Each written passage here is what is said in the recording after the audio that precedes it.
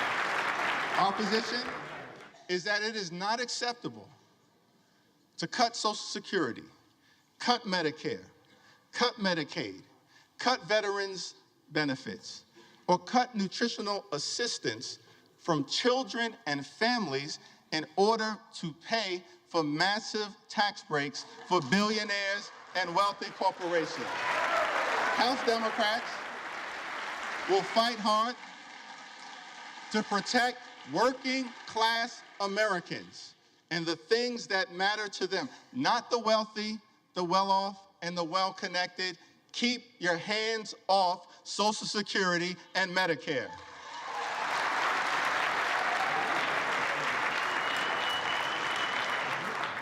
Over the last 4 years, it's been a great honor for us to work alongside President Joe Biden and Vice President Kamala Harris, whose administration rescued the economy from a once-in-a-century pandemic, delivered historic infrastructure investments, created more than 15 million good-paying jobs, enacted common-sense gun safety legislation for the first time in 30 years, provided life-sustaining health insurance to veterans suffering from toxic exposure, championed the largest investment in combating the climate crisis in the history of the world, which we will defend, and brought down the high price of life-saving prescription drugs for millions of Americans. Thank you, President Biden and Vice President Harris, for your powerful, principled, and purposeful public service. Thank you.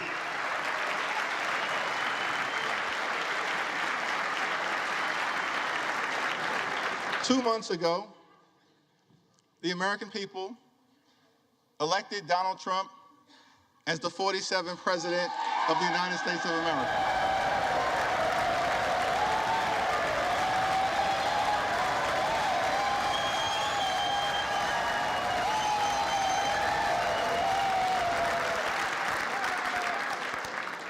Thank you for that very generous applause. It's okay. There are no election deniers on our side of the aisle. You see, one should love America. One should love America when you win and when you lose.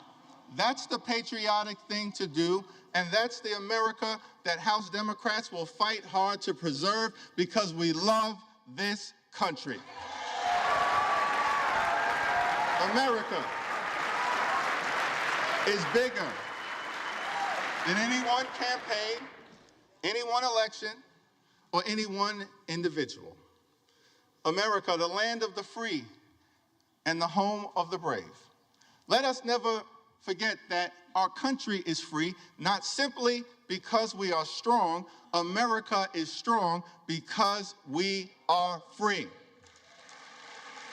That freedom is now under assault. There are some in this country who apparently believe that the freedom of economic opportunity that made them wealthy should not apply to everyone else. Our message to that crowd is simple. Democrats will never abandon the long walk toward freedom. We will fight hard to defend the freedom of opportunity that makes the American dream possible. We will fight hard for the freedom to vote and to fight for a government of the people, by the people, and for the people. We will fight for the freedom to organize and join a union of your choice. We will fight to defend the free enterprise system, but work hard to make sure that it actually works for working class Americans. And we will always defend a woman's freedom to make her own reproductive health care decisions. America promises one nation under God, indivisible, with liberty and justice for all. That's the America House Democrats will fight hard to preserve. God bless you. God bless the House of Representatives. May God continue to bless the United States of America.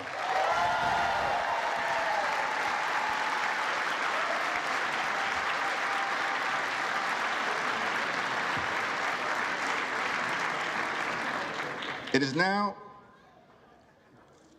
my responsibility to present the gavel to the gentleman from the great state of Louisiana, the son of a firefighter, a God-fearing man, a husband, and a loving father of four, the 56th Speaker of the United States House of Representatives, the Honorable Mike Johnson.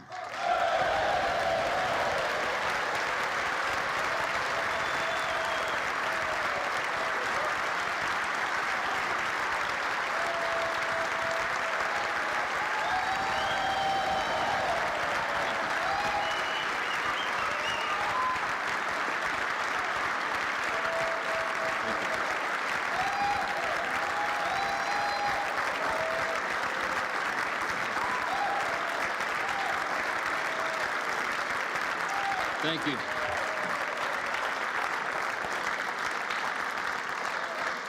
Thank you so much. Thank you, Leader Jeffries, all of our treasured colleagues here in the House. I'm grateful for this nomination. I'm grateful for this election, for the confidence this chamber has placed in me. It is the great honor of my life to serve this body with all of you.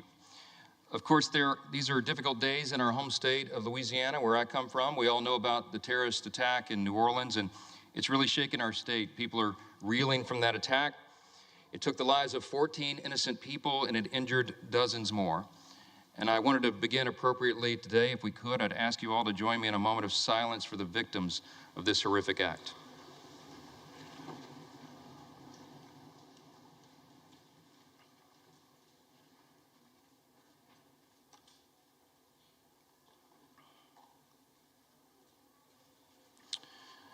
Thank you. Thank you for that. I believe in giving honor where honor is due, and all of us do well to honor our spouses. My wife happens to be here this time. She didn't make it last time. It happened a little sudden. Kelly, would you stand up here in the gallery? Thank you.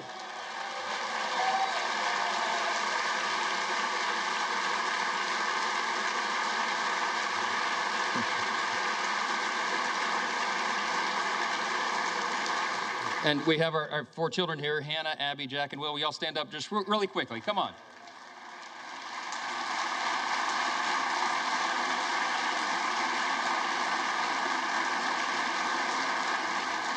I wanted to do that. All of us recognize that there are no perks to being a congressman's kid, right? It's all sacrifice. And our spouses put up with so much, endless hours in travel and all the responsibilities upon us. And we're good to remind them how important they are to us and how we could not do the job without them. And so it's appropriate for all of us to do that. Thank you. Thank you, guys.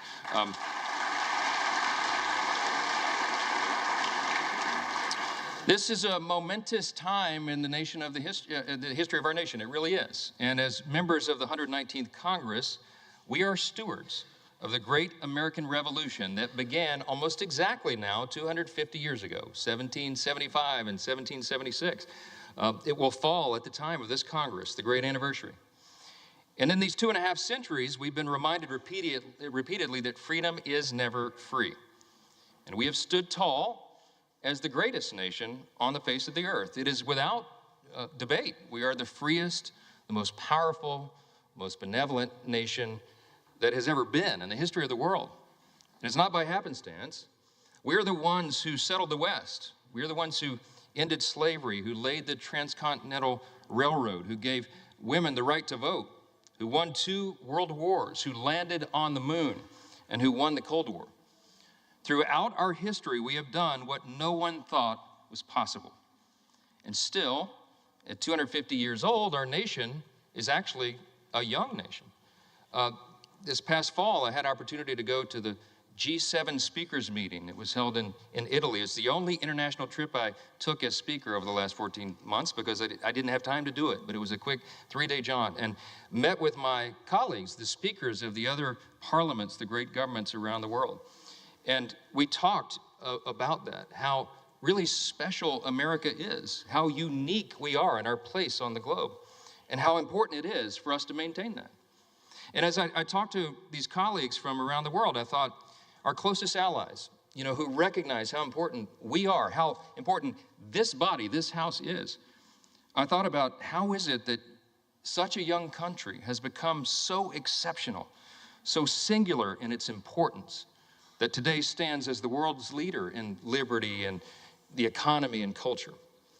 100 years ago, President Calvin Coolidge answered that very question in his inaugural address. It was March of 100 years ago, exactly almost. He said this: "We best serve our own country and most successfully discharge our obligations to humanity by continuing to be openly and candidly, intensely and scrupulously American."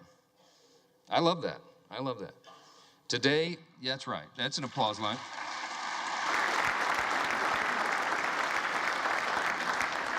Today, my friends, our nation is the envy of the world. Why? Because we have been marked by a spirit and a people who are explicitly that. We are explicitly American. We don't try to be like other nations, and we recognize that a strong America is good for the entire world. And everybody around the globe knows that. That's right.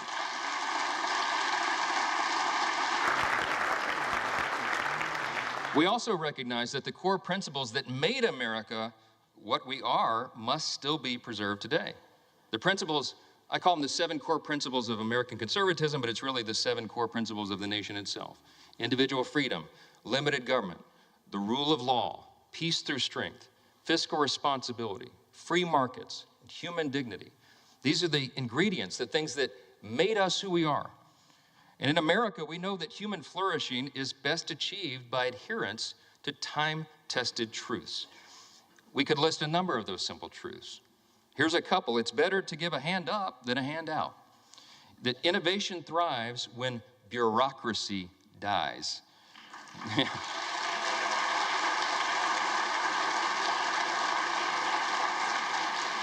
The simple truth that it is parents and families and not administrators that must be in charge of their children's education.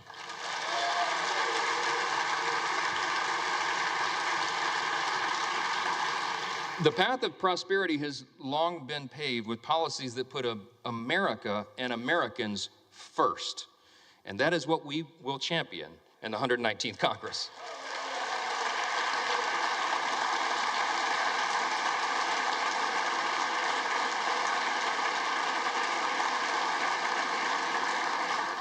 We have a mandate, and that was shown in the election cycle.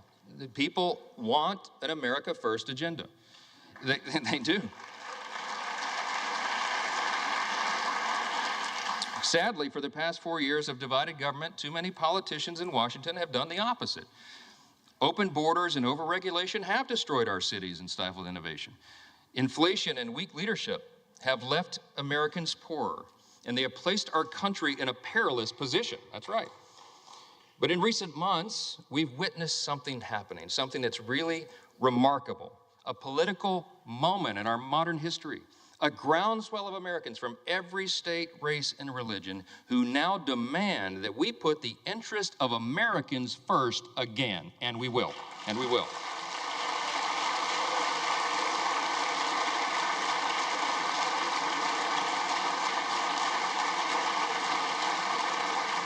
This is a powerful new coalition of our country. It's a coalition that insists that we purge the policies of America last and we bury them in the graveyard of history's mistakes, because it was a big mistake.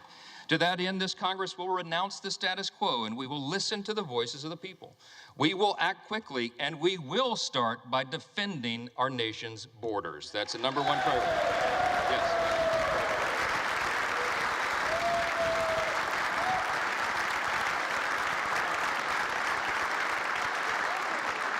In coordination with President Trump, this Congress will give our border and immigration enforcement agents the resources that they need to do their job. We will secure the border. We will deport dangerous, criminal, illegal aliens, and finally finish building the border wall.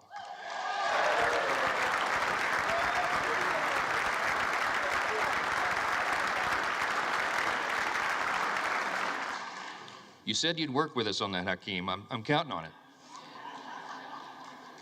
After 4 years of high inflation, we have a big agenda. We have a lot to do, and we can do it in a bipartisan fashion. We can fight high inflation, and we must. We'll give relief to Americans, and we'll extend the Trump tax cuts.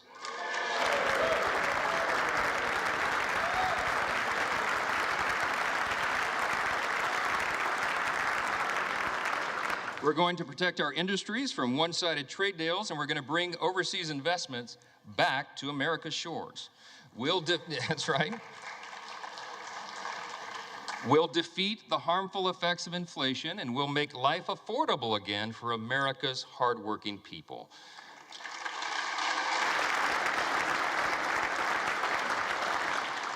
As leaders of a nation with vast natural resources that God has blessed us with, it is our duty to restore America's energy dominance, and that's what we'll do.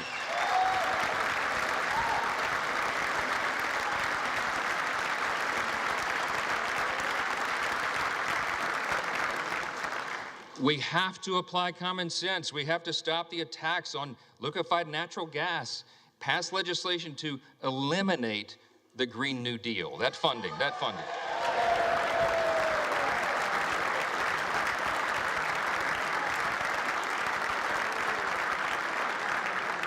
We're going to expedite new drilling permits. We're going to save the jobs of our auto manufacturers, and we're going to do that by ending the ridiculous EV mandates.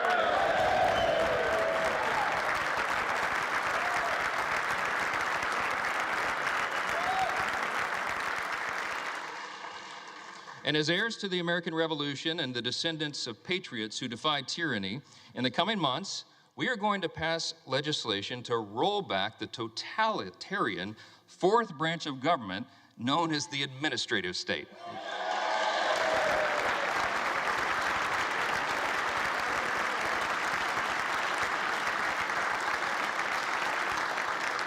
We're going to drastically cut back the size and scope of government. We're going to return the power back to the people.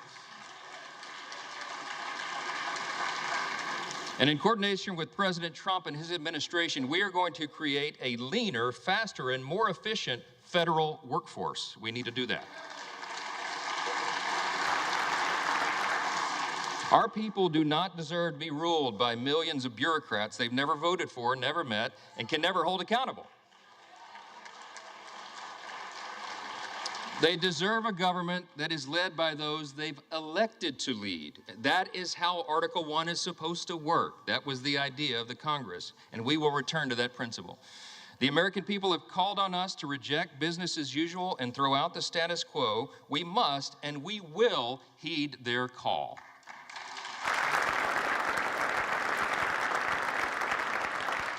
This is especially important as it comes to our nation's military. For too long, the Washington establishment has sought to appease and accommodate our nation's adversaries. They've tried to replace our military warriors with social justice warriors. It does not work. And while we're still the most powerful fighting force in the history of the world, by God's grace, the same establishment has eroded the capacities of our Army and Navy and diminished the readiness of our Air Force. We have to put an end to this madness.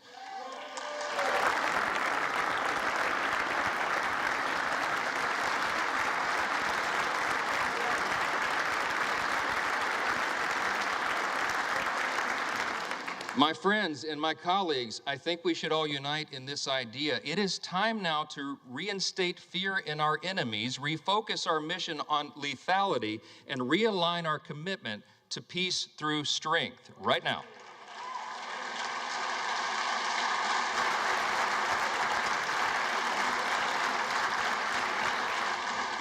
We have to prioritize the things that matter most. We have to make adequate investments in defense. This is the most dangerous moment since World War II, and everyone around the world is looking to America and looking to this body to ensure that we maintain the peace. What we're proposing now is just simply, as President Trump likes to say, a return to common sense. And he's exactly right. That message resonated across the country. I am very thankful, personally, that this body is filled with men and women who are committed to that change, to return to common sense. We can do this together. We should. It is our responsibility to do so. When I first took this gavel, many of you heard me say that I don't believe in luck or consequence. I believe in the idea of providence.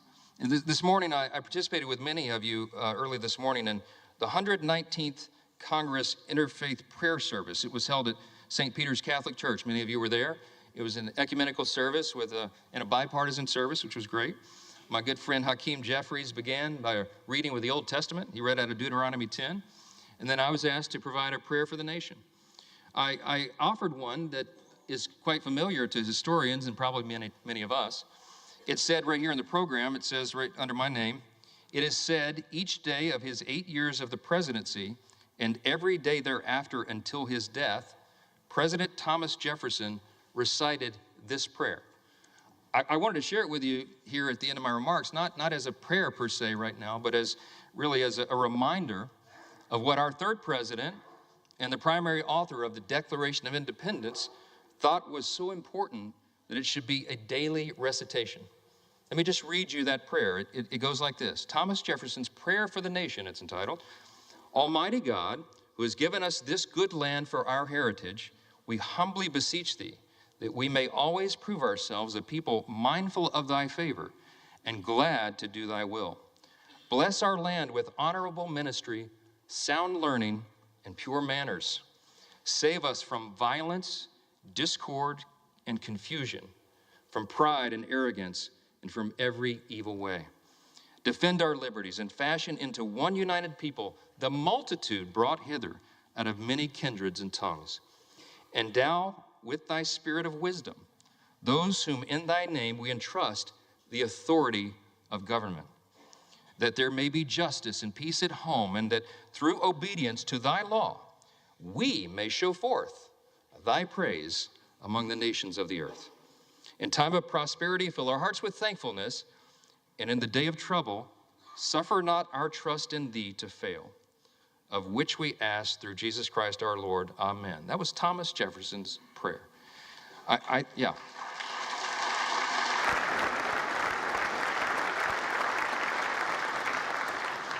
Suffer not our trust in thee to fail. We will not fail. We cannot fail. We are all in this together. Our nation is counting on us to band together and solve these problems and get this done.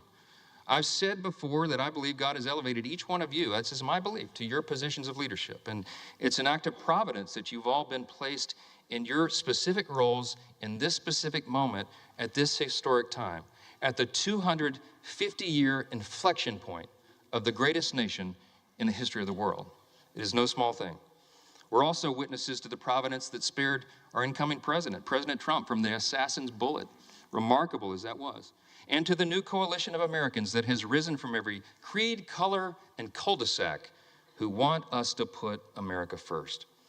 Our people are asking for a thriving economy and a rebuilt middle class and strong borders and a strong military, and we can deliver that.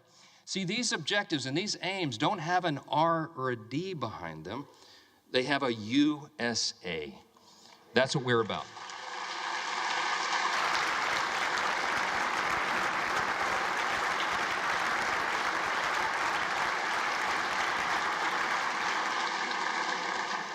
In just a few moments, we're all going to take an oath. It is the same one oath for one nation and under the banner of one great American flag. This is an opportunity for us to protect our shared American heritage, to maintain the conditions needed for self-government, and to defend what Hakeem said earlier, the rights to life, liberty, and the pursuit of happiness. Working together, we have the potential to be one of the most consequential Congresses in the history of this great nation, so long as we work together, we do the right thing, and we put America first. As we think about all we've accomplished in the past 250 years, we can only imagine what life will be like 250 years from now. Whatever the future may look like, if we do our jobs now, we can help ensure that our civic virtues will endure, that this nation will still be an example to all the world for its greatness and its example of self-government, and that in spite of our great challenges and even our disagreements and our healthy debates, this extraordinary institution, the People's House, will still be standing strong. Thank you all so much, and God bless America.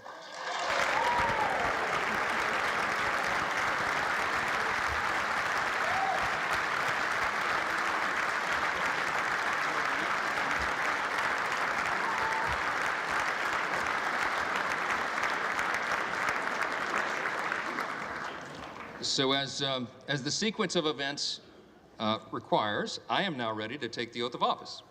I ask the Dean of the House of Representatives, the Honorable Harold Rogers of Kentucky, to administer the oath.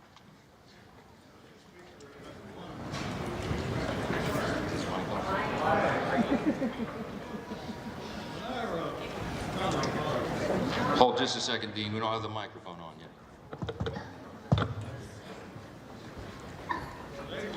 Celebrate our shared American self-rule. When our founding fathers rejected calls for an American king and chose a bold and innovative government of self-rule, it was met by opposition, understandably, by the world's kings. They said, "You can't govern yourself. You need a king to direct the country." They said, "It's only a dream, self-rule." The founding fathers said, "You're right.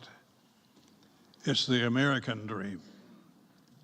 And thus, our founders said that we should move on our own with our own leadership. The Speaker of the House is the critical protector and promoter of self-rule, the keeper of the dream, if you will. And we've elected this man from Louisiana to carry on our bold experiment in democracy and self-rule. So, sir, if you're ready to assume this awesome responsibility, please raise your right hand. Do you solemnly swear that you will support and defend the Constitution of the United States against all enemies, foreign and domestic, that you will bear true faith and allegiance to the same, that you take this obligation freely, that you take this obligation without any mental reservation or purpose of evasion, and that you will well and faithfully discharge the duties of the office on which you're about to enter, so help you God? I do. Congratulations, Mr. Speaker. Well done. Thank you.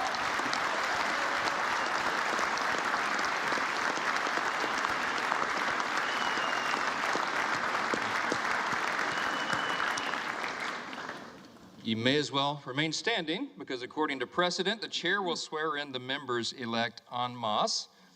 The members-elect will all rise, and the chair will now administer the oath of office. Will you raise your right hand? Do you solemnly swear or affirm that you will support and defend the Constitution of the United States against all enemies, foreign and domestic, that you will bear true faith and allegiance to the same, that you take this obligation freely without any mental reservation or purpose of evasion, and that you will well and faithfully discharge the duties of the office on which you are about to enter, so help you God? Thank you. Congratulations, you are now members of the 119th Congress.